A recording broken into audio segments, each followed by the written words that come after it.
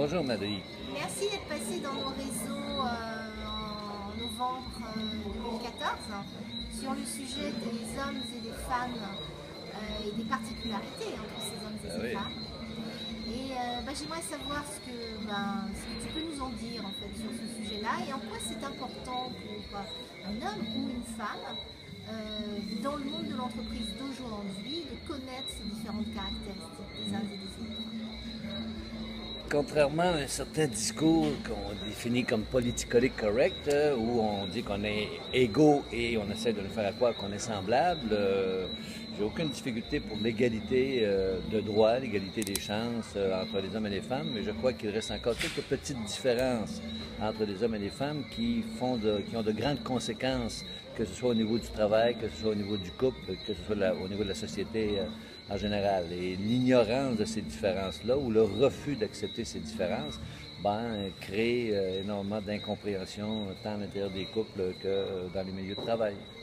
D'accord. Et tu dirais, s'il fallait résumer rapidement ces différences, en quoi elles consistent précisément? Quelles sont les 4-5 différences essentielles? Essentiellement, je dirais que la principale différence se situe dans le fait que la femme est davantage un être de relation.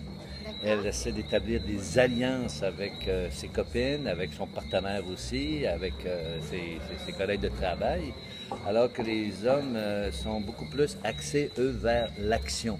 Ils veulent faire des choses. Pour eux, le résultat est parfois plus important que l'atmosphère de travail, alors que les femmes vont, même sur les lieux de travail, essayer de développer des liens amicaux, des liens intimes, pour pouvoir se sentir en relation, alors que les hommes vont davantage mettre l'accent sur l'objectif à atteindre. Ok. Alors, j'ai presque envie de dire, il n'y a rien de neuf sous le soleil. Qu'est-ce qui fait qu'aujourd'hui, dans le monde d'aujourd'hui, 2014, c'est plus compliqué aujourd'hui de relationner entre nous? C'est un beau paradoxe, hein? Ouais. Parce qu'on est dans une ère de communication, on n'a jamais autant eu de facilité à pouvoir rencontrer des gens. On a des centaines, sinon des milliers de contacts avec les réseaux sociaux. Mais on voit que d'un autre côté, le taux de divorce, le taux de séparation des couples est de plus en plus élevé. On est passé de 5% à plus de 50% actuellement.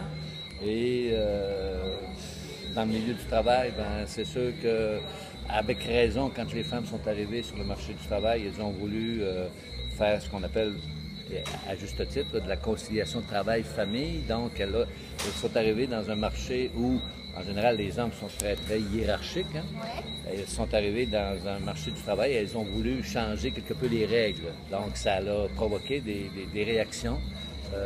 Pas pour empêcher les femmes de monter dans leur hiérarchie, mais tout simplement parce que les hommes étaient habitués de fonctionner selon un certain rythme, selon certaines règles, et les femmes sont arrivées et ont voulu, à bon escient, modifier, améliorer ces règles-là. Changer ces règles-là aussi. Oui.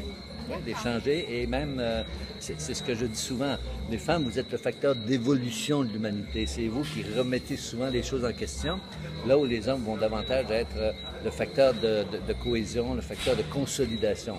En général, les hommes ne changent pas ce qui fonctionne bien, alors que les femmes, vous le savez vous-même, mieux que moi, vos repères intérieurs sont toujours en perpétuel changement. Donc, quelque part, vous pensez que la vie est comme ça, que les hommes sont comme ça aussi, alors que les hommes sont beaucoup plus linéaires. Donc, j'utilise souvent l'allégorie suivante ou le symbole suivant pour illustrer c'est quoi les relations hommes-femmes. C'est que vous mettez sur un damier, d'un côté, vous mettez des pièces d'un jeu de dames, et en face, vous mettez les pièces d'un jeu d'échecs. Les hommes jouent aux dames parce qu'ils sont plutôt linéaires, là où les femmes vont jouer aux échecs parce que chaque pièce joue différemment. Vous êtes en fonction de différents facteurs, beaucoup plus sinusoïdal que linéaire. Donc, vous voyez la difficulté de pouvoir... On ne peut pas jouer aux deux jeux en même temps. Voilà. Et donc, pour être capable de vivre en harmonie sur ce damier-là ou cet échiquier-là, il faut que chacun des deux, hommes et femmes, accepte, sans renier qui ils sont, d'apprendre les règlements du jeu de l'autre.